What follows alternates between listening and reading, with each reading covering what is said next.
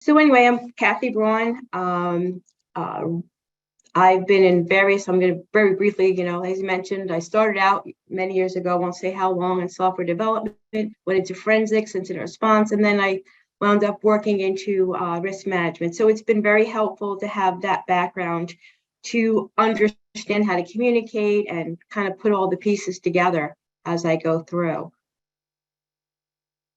So just to give an overview of, what we're going to be speaking about. And, I just did a paper on, zero trust and, basically the modernization of technology. Not that I'm going to talk about the paper, but this is the same concept. That's why I even bring it up. This has to do with the modernization of the risk register. It's not new. We'd always, pen tests, vulnerability scans, assessments you put in the risk register. And that was after the fact. So the whole premise of this is, what do we do with today's changing threat landscape? What's the difference, and how do we actually accomplish that? So that's basically what we're going to be talking about. We're going to take into consideration cyber threats in real time, changes within the organization that might necessarily be a malicious threat, but looking at what is the potential to happen, not what already has happened. So risk management maturity, cybersecurity baked into the business. Compliance, which I'm still very much involved in and realize that it's just as required as ever, but it's a point in time. It's not strategic in nature, especially with businesses, that are growing. There's Emmett is acquiring new companies, we're changing applications, and I think in all companies, your movement to the cloud, everything that affects it, right? So you might have already had your assessment, and now you have another 3, 4, 6 months, maybe a year, depending on the type of audit or assessment you're having. So the difference with this is cybersecurity in real time, right? What is the current threat landscape? What has changed? And continuous monitoring, which again goes to zero trust. So this does support, and I'm not going to talk about zero trust, but I know that's like almost a buzzword now, but it really does support a zero trust because it's continuous monitoring.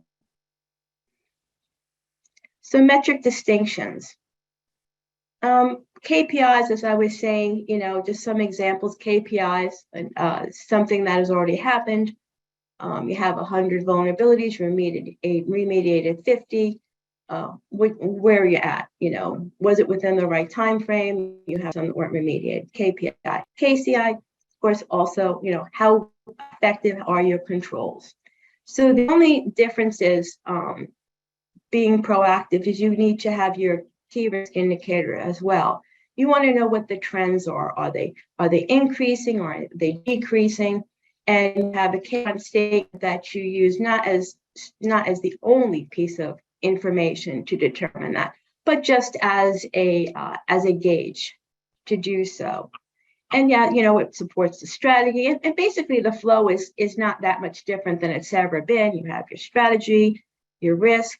You see if the KRI exceeds the threshold, which we'll get more into. Then you're gonna come up with a plan of action and then remediate. So it isn't a brand new world. It's just adding another element to it. So what's the core objective here? Evaluating how well the business solutions uphold the company's risk appetite, right?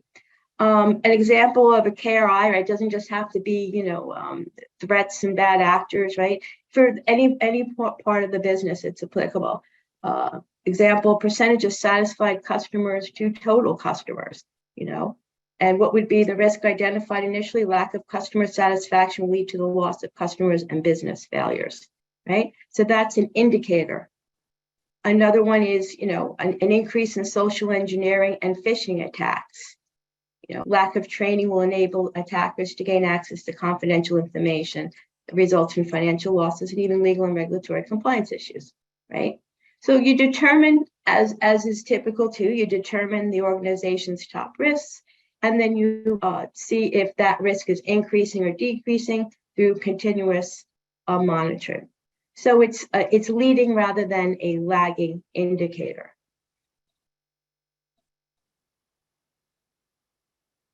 So these are additional KRI examples, increase or decrease in critical systems for up-to-date patches, increase or decrease in time required to support or diagnose an issue, right? So KRI applies to any type of risk, anywhere, anytime, and it's not a point in time solution.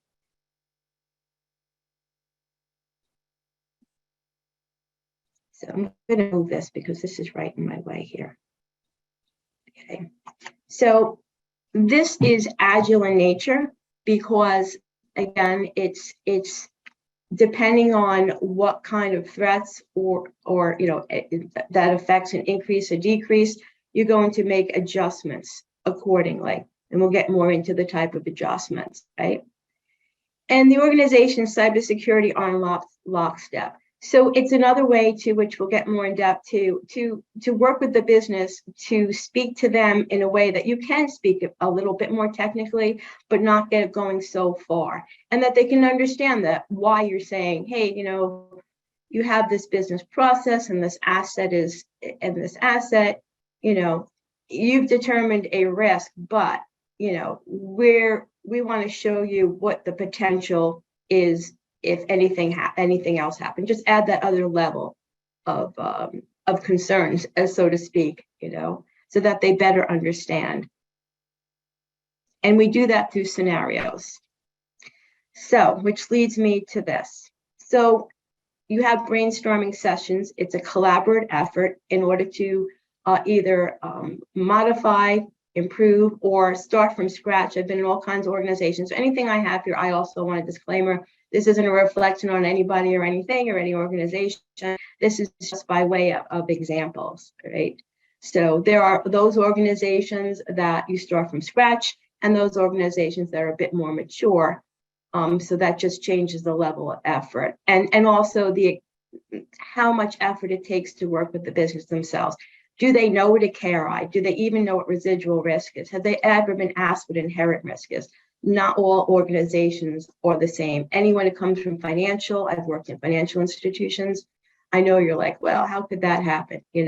But it depends on the type of the business and, the culture, and they're new, right?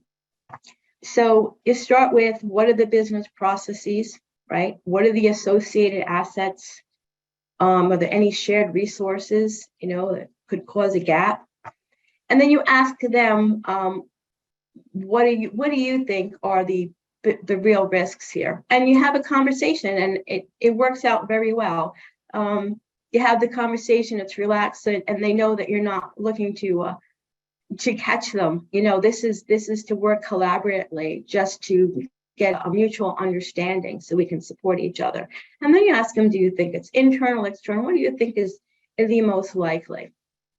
And then, like I said, all of this will get a little bit more in detail. And then you want to go into the business impact and how they can determine the business impact to apply inherent risk. And last but not least, are they aware of any controls that are currently being applied? So the risk register provides an important mechanism for recording and communicating risk decisions. So what I tend to do is I create a lot of drop-down boxes. I have one of them is right here: harm to operations, harm to assets, harm to other organizations, harm to individuals, and harm to other nations. That's how I've broken out. Now, obviously, again, financial institutions will be more likely to have harm to other nations.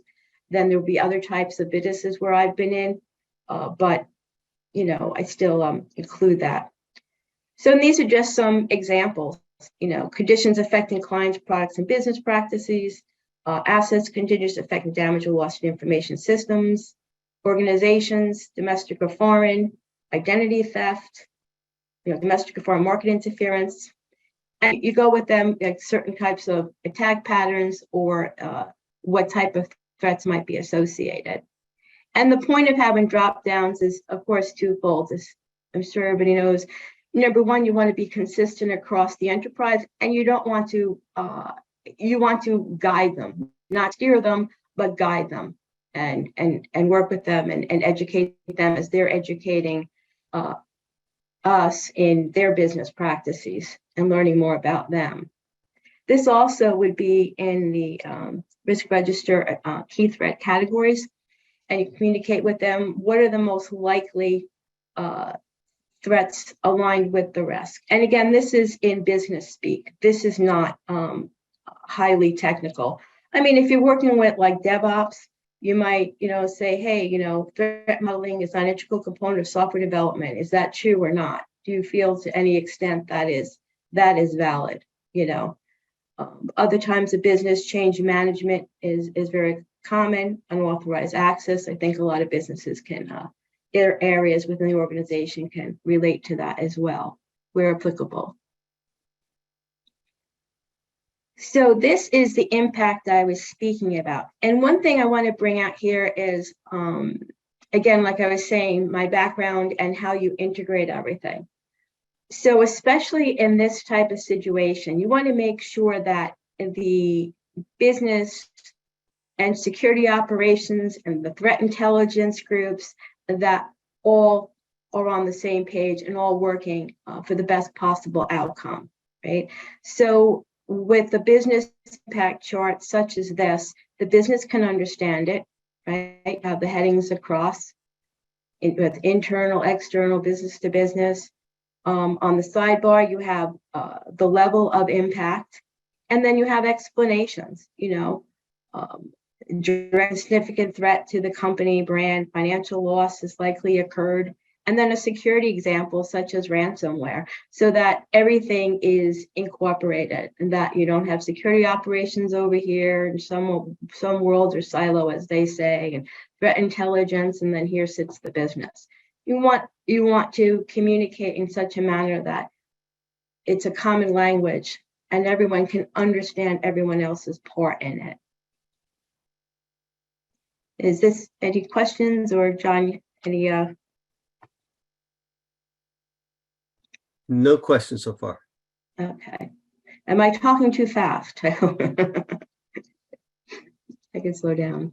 So this is the control section, okay?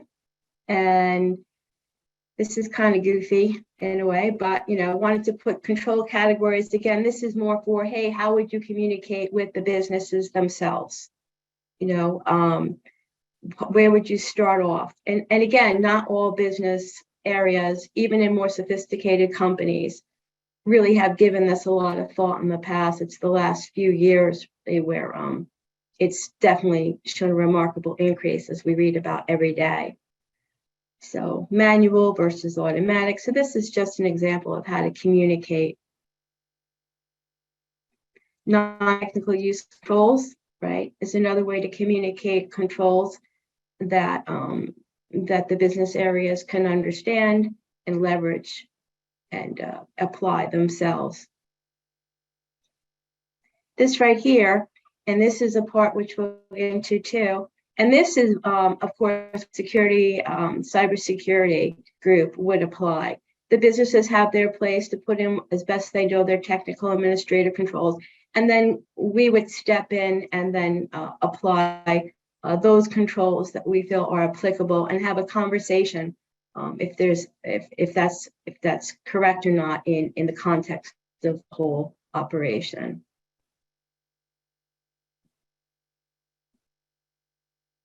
Risk register, assets and business processes and controls.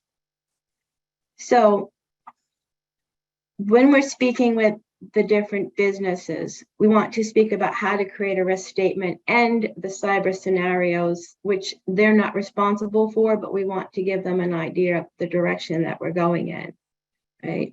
So when we speak about the risk registers, we want to know what are their assets and resources for each business process, what are the conditions, and what's the probability of likelihood,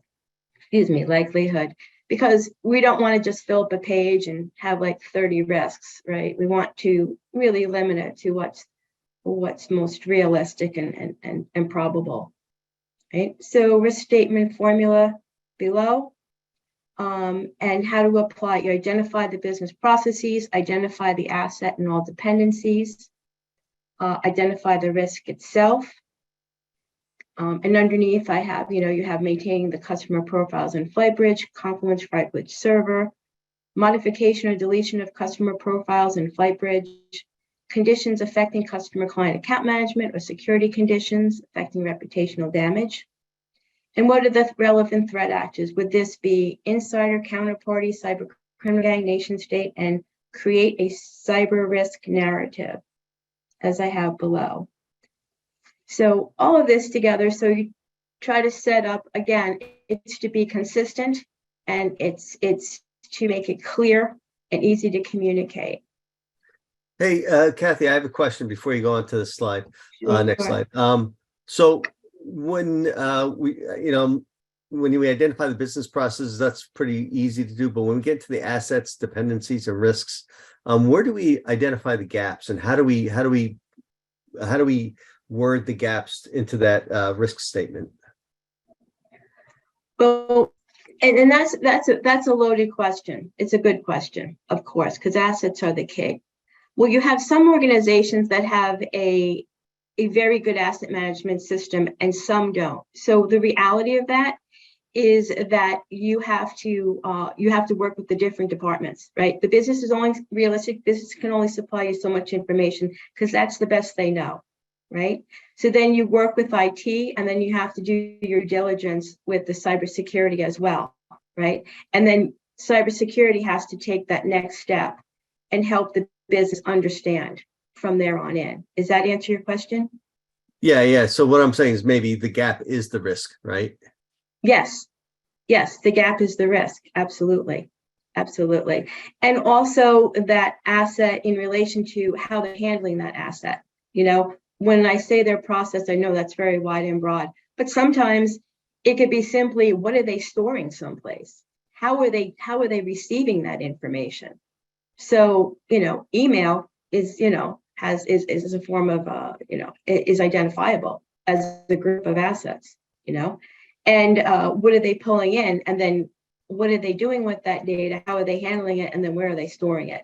And every step of that could pose a risk if not done correctly. And I have a question here from Ken Kempster. Ken, you want to ask her directly? He can. He's on mute. Sorry about that. Couldn't find the unmute button. Yeah, I know how that is. No, my question is just fundamentally on risk registers as a whole. I mean, does it make sense to have a separate risk register, i.e. for the business, as well as a separate cyber risk register, which speaks to the actual identification of a cyber risk, but also the analysis of the inherent risk and residual risk? I'm thinking yes, but I wanted to get your thoughts on that in terms of, keeping a general risk register for various business processes across the landscape and your organization, and you're constantly just reevaluating those potential risks, and then a separate mechanism by which you're assessing the cyber risk, the operational risk, and things like that of those risks. Well, that's a good question, and it makes sense. I've found that if I connect all the dots together, it actually gets less complicated and there's less to track.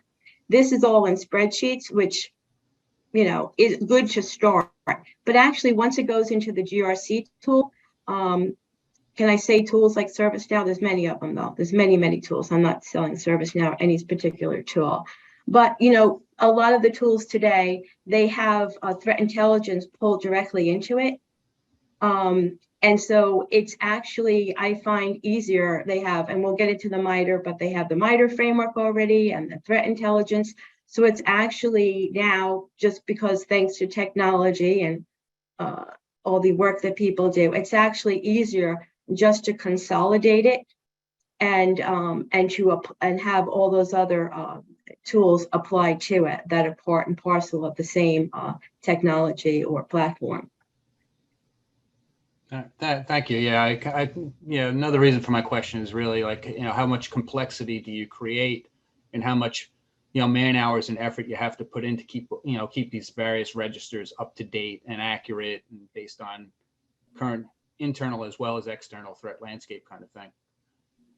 Right, and that's where it comes in with the with some of the automation that we have now. If you had to do this by a spreadsheet, forget it. I mean, let's be honest, that's not sustainable. To build it, to do it manually, to make sure that we all understand it and we have all our gaps out of our processes in order to follow through this and operationalize it. Absolutely, but there's a point when that's no longer feasible. To your point. And actually that there's a follow-on question from Mayavan. If you want to speak up, you can ask it directly.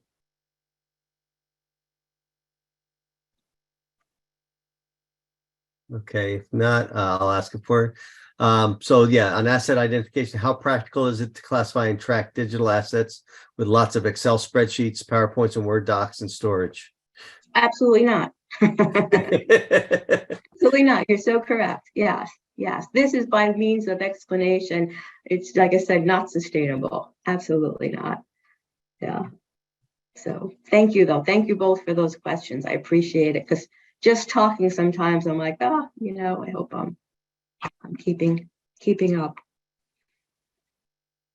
Okay, so here's an example. Again, we're speaking about manual, and a lot of drop-down boxes. And that's what I keep saying is because, realistically, you cannot expect the business to pull this all, together. It's not right. Even though you're working with them and you're on, you're having a conversation, you have the spreadsheet in front of them, it's still not the right way to do it. I don't think. That's my personal opinion. I found it's much easier, much more relaxing on both sides, to have like asset type category drop back. Of course, they have to put their asset name and where it's located, a drop down for the asset rating, and so on and so forth, like the impacts and the key threat categories.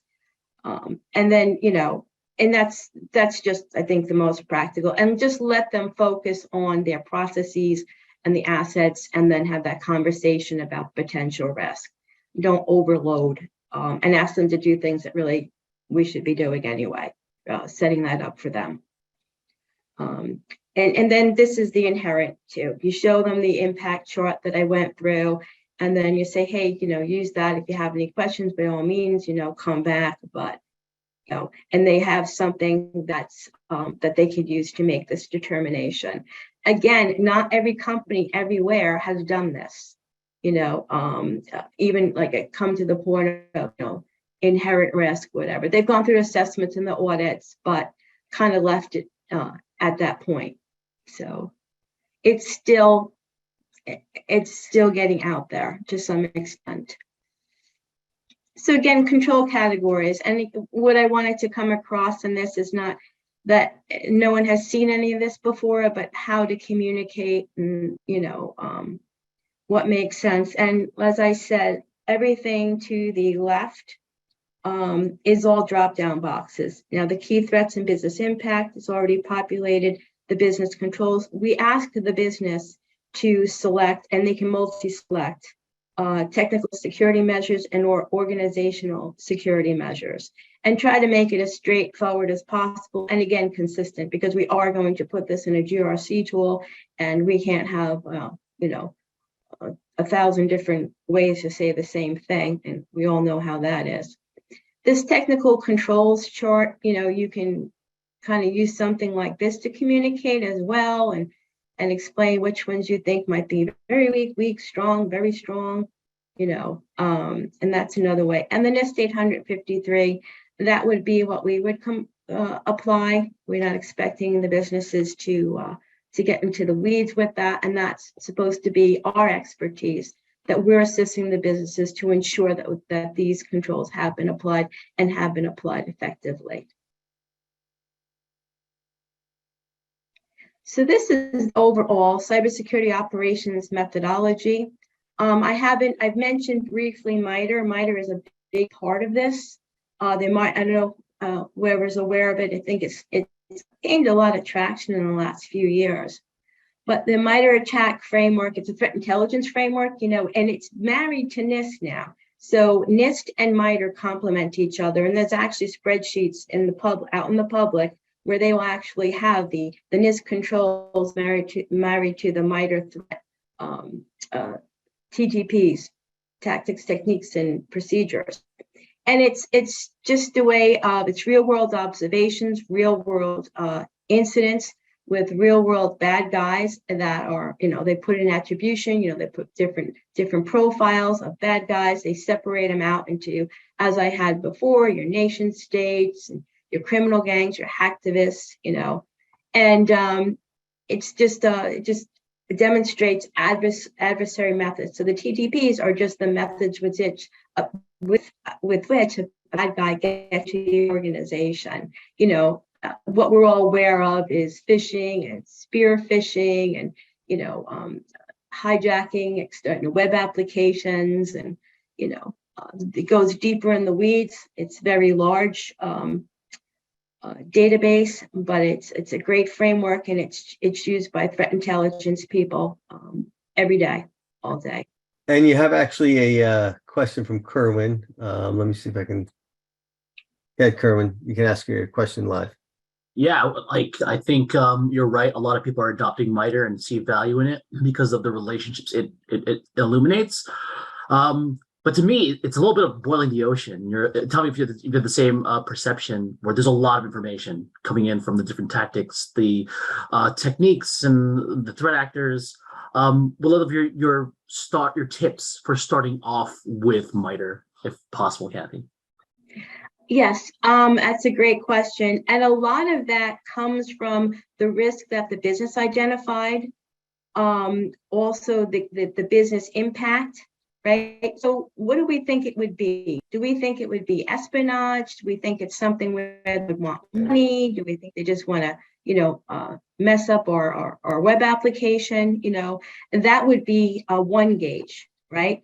And then what are the key risk indicators, right? So you put them together along with the risk, and you form a composite. And then you use the attribution feature, right, for the bad actor. And then you look into the where the asset sits in the processes, and you put it all together, and you're like, well, what's the most likely that we could get attacked? Not that we will, and we don't have the controls in place, but you want to be as realistic, even though it's proactive, even though this hasn't happened, it hasn't been realized. You want to be on spot with what is possible. That's why I give a vulnerability. For that vulnerability, right? A vulnerability that could attack are certain types of server or application. What do we think is the most realistic? So that's what you try to do. Try to be the most realistic, not just pick it out. And it is time consuming. I won't make, it is a time consuming process. It takes some thought, but the outcome is good, because, as I have at the bottom of the screen, you put it all together and you come up with something that has a potential for problem. If your controls are not constantly aren't assessed and not don't even start being strong enough. So in the concept, you're going to communicate this bottom modification or deletion of customer file to the business themselves. Are they going to think of a cyber criminal gang? Absolutely not. But you want them to start thinking that way. They don't have to understand the MITRE. They don't have to, you're not going to get that deep in, but you're going to turn it into kind of, I call it, if it was programming, it would be pseudocode, in a way that they can understand it, and it's easily to digest, and they can see what the impact would be. But yeah, it's not a 1, 2, 3 way to do it. Once you have this built, though, it isn't as time consuming and as cumbersome. It's just that initial. Does that answer your question? It does. I think that provides a lot of help. Thank you. Okay, cool. Okay, and basically it's a form of threat modeling, right? You're gonna have the same old risk register that you always had, right? That's not new, But you're going to add this other layer. You're going to add threat intelligence. You're going to have identified the threats that we now face, and you're going to add that. Other than that, then you're going to go through the whole process, of analysis, plan of action and remediation. None of that has changed. The flow is the same, basically. Just how you're adding another level, that attribution, that threat intelligence, threat modeling into this risk register, as we've done with everything, right? DevOps and everything else. And this is no exception. Okay. So as I was speaking, this is the MITRE again. And another point I wanted to make, just to broaden, if that people haven't had the time or it's not a part of your business to understand, but MITRE also doesn't just say the bad things that can happen. They also show mitigations and business controls that can be applied. So if you present something to the business, there's also that information right in that MITRE library that you can take information and apply it directly to that type of potential risk. And we have a question from Veronica Carroll. Veronica, you want to? Yeah, I just want to go back and speak about the impact categories. I really like that standardization of those impact categories, and I was wondering, who would you recommend be involved in developing them and also approving them? Definitely it would go up to the CISO level. I did also ask finance to weigh in, right? And in developing, it would be risk management, cyber risk management, and security operations, pulling that information so everything aligns. So a very high that was on that impact chart would be the same tier in security operations that you have that connect. What about like the board of directors? I mean, in some organizations, absolutely. It depends on the organization. I always think the board of directors should be involved. So yes, I'd say yes. Yeah, I mean, absolutely. Because especially in today's world, I mean, I'm speaking to the choir here. We know that the board of directors is supposed to be apprised of everything, and they're supposed to they need to weigh in on everything that's going on, cyber or anything in the organization. So absolutely, yes. Okay, thank you. You're welcome. So cool. All right. Residual risk. Now, some of this I've learned some of this from other people, and I've learned some of this and I've changed it or modified it to operationalize it a bit, but it works. And so I've, like I said, changed the approach in some ways as I work with it now. But some of this, so it's proven to be quite effective. So you start out with, I'm going to start to the left. You have your likelihood access. So for this type of risk, you say that the inherent likelihood rating is likely. Then you go down to the aggregate control effectiveness rating. And right here, we've put that strong for everything, right? Make it simple. But the likelihood is strong. So that drops it to unlikely. And my screen here, can I move this without? Oh, good. Let me move this down here. So sorry. All right, so I want to read the rest of my screen. So then the impact axis, right? We have, the businesses would put the inherent in. We have, again, the impact. We have strong. And then you wind up with your residual impact rating. And it drops to a moderate. And what you do with this when you work with the business, go previous.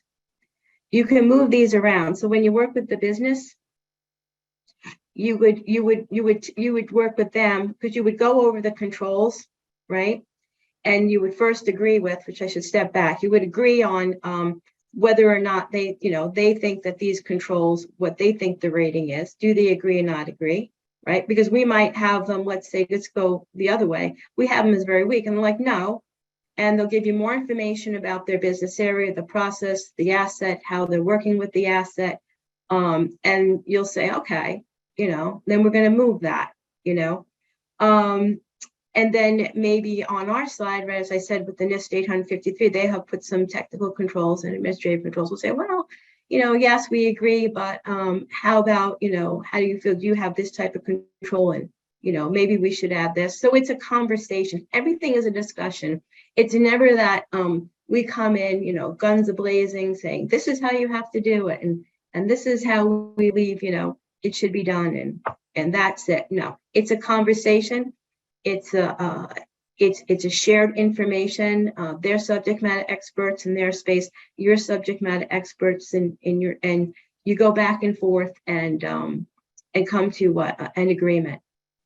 And of course, if you're over the red line, then you are outside of the acceptable risk appetite. And then if the R was the inherent, that's before the controls, of course.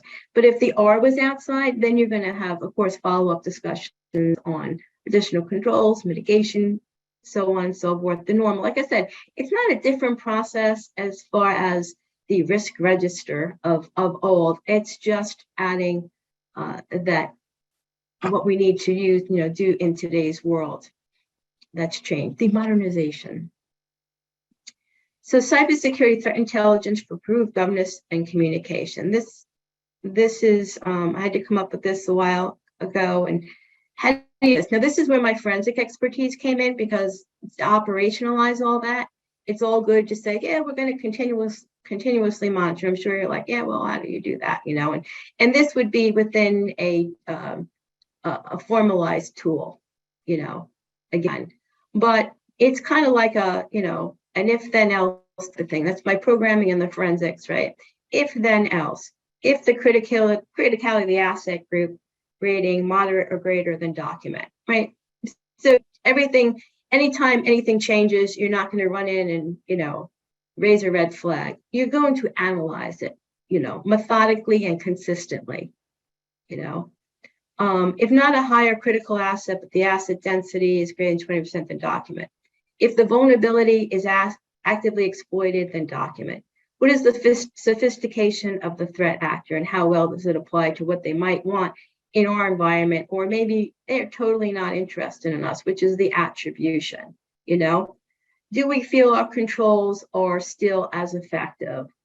Is our patch cycle sufficient? Are we confident that we've already patched this and we don't have to worry about it if a patch is available, And what is the severity rating? So you put all this information, you document it just like you do a forensic investigation, and you'd say, okay, this is what I think, looking for patterns and trends or imminent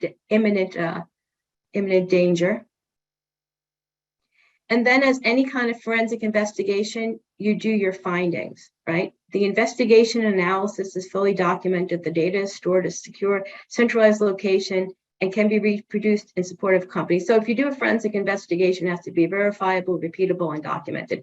And this follows the same thing. You cannot go to the business, of course, again, preaching to the choir, and say, oh, there's something wrong where, no, you have to make sure that you can support what your concerns are, So you go through, you performed your keyword search and threat intelligence aligns,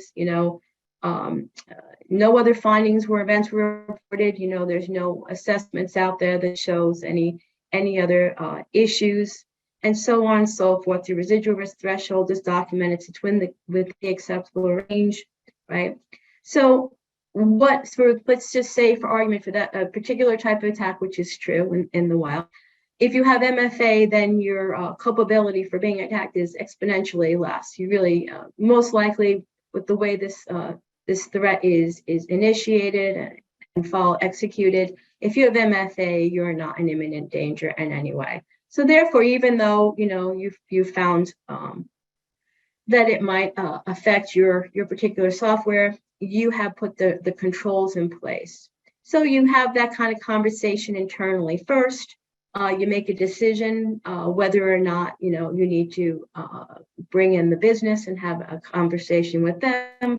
And in this case, you'd say, no, we're gonna continue to monitor it, but at this point in time, we don't think that we need to have that kind of discussion. If anything changes, then yes, we will alert the business.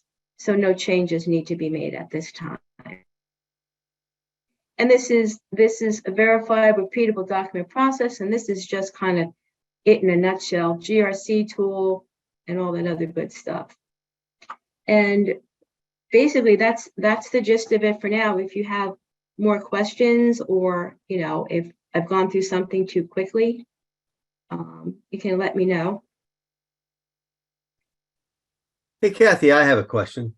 Okay. What's your thoughts on the MITRE Defend framework? I know the attack framework is great for the risk register, but and I'll talk about this later in my talk, but the Defend framework, I'd love to get your thoughts on that. I think it's good. I kind of implied it in this work, and I actually use it as part of it. As I said, I think it's good because the good thing about MITRE is they speak in terms of people talk. Are you talking about the actual technology or Well, I mean, there's the Defend framework that they show defensive controls, and then they do that ontology mapping to the attack framework. Yes, exactly. Yes. And I implied it in here, only it wasn't fancy like they are, but yes, definitely that you should use the whole tool. I agree that the information is extremely useful. Just like I mentioned that, you have your MITRE attack framework that goes directly to the NIST, that's already been developed. You can get it out and, you can Google for it and get it. So does, the MITRE attack to the Defender. There's been a lot of thought and work put into it. And I think it's extremely useful to apply as well. And like I said, just to go back over, I understand that it probably seems very complex, but when you break it down, it really isn't that difficult, and you have to do like a lot of tools, right? You can have drop down boxes for the MITRE, drop down boxes for the impact key risk. So the key to this is controlling your own environment, controlling the environment to which you're maintaining this is extremely important. Otherwise, you will lose control. No, thanks. I appreciate that. I love your insight, and I'm a big fan of the risk register. I do have one comment. I know Ken Kempster had asked this earlier about separating the risk register, business risk register from the cyber risk register. And I when I worked with businesses as a BISO, I actually I would maintain that cyber risk register myself, but I'd ask the business to combine it into one operational risk register. So that way, when they prioritize their budgets, they're prioritizing everything as an operational issue, they're not segregating security out, because then what happens is they throw away the security budget so they can do operations. So if you put it all in the operational budget prioritization for them, they make that decision. So I don't know if you've come across that yourself.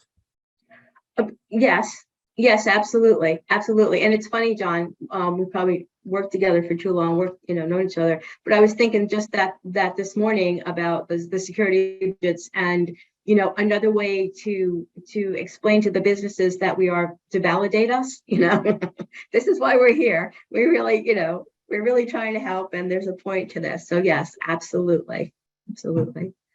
Great. Well, Kathy, thank you for your time today. I really appreciate it. And your insight. Oh, wait, we may have some other questions coming up. Jim Trainer, let me unmute you for a second here, and I'll let you ask the question live. Jim. Go ahead, Jim.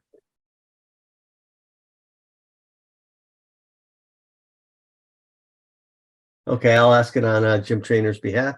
Have you seen the value in having the business? Okay, Jim. Good morning, and thank you for the presentation. I thought it was very well done. We're in the process of maturing our risk register in our organization, and one of the processes we're considering putting in is having the business sign off and a letter that they would accept the risk or ignore the risk, which we prefer they don't, obviously. But have you seen the value in using a sign off to either accept the risk or as a way to kind of gently prod them along to implement either mitigating factors or to eliminate the risk? Yeah, that it can be like a bigger process, not to make it sound more complex, but I think I believe firmly in an exception process, so that they're not completely, they cannot completely write it off, but they go under the exception window, and then you're still tracking it. So I think the main thing is not to forget that it's there, to kind of prod them into at least getting the best possible outcome for mitigation. I mean, I know sometimes there has to be an exceptions, but there always has to be mitigating controls. They can't just say, there's nothing I can do, and then for our side, that we can say, okay, this is in the exception bucket, and in X amount of time, we're going to go back and revisit this, so they have this exception for a period of time, and then it's revisited again. Does that answer your question? It does. Thank you. Okay. And Nilifer points out that accepting risk does not reduce it, which is so true. Deferring or accepting a risk, even if you defer a risk to a vendor, it doesn't reduce it. So how do you map that correctly into the risk register? Well, that would be third party, right? So that that's another kind of bucket, right? So we're talking more about internal affairs, and that's third party affairs. So that's really how I'd map it to third party risk. Yep. And time for one more question. I'm just going to say, so with Veronica's asking, with risk acceptance, you have to make sure you have the right level of management accepting it. I don't know, can I take this one for a second? Because at a previous employer, which is a large bank that operates in America, they had this risk acceptance process that every 6 months, if you want to re-accept the risk, it would have to go up one more level of acceptance. Yes, yes, that's finance too. Yes. Hey, John, I wanted to add to that as well, because in a prior organization I was in, there was a formal process to accept or reject risk. And I'm being on my audit hat here, because part of the problem that we found was that person accepting the risk or poo-pooing it basically was somebody probably below executive level who didn't understand the extent or the impact of the risk. So we basically, in this process where it had to be approved at the executive level. And what we found was that that level did not want to accept the risk. So they basically put the wheels in motion, especially for, high dollar or very, very high impact risk. They would, find the resources and the money to get things fixed. And they had a specific timeline based on the severity. And it really, I think, worked out pretty well. Yes, Dora, I totally can relate to that. I was in institutions, and yeah, like if it was a very high or critical back in the day, they would have to go to the top of they'd be all the way up at the top of the chain. And then depending on the severity, what committee they'd have to meet with. Mhm. So yeah,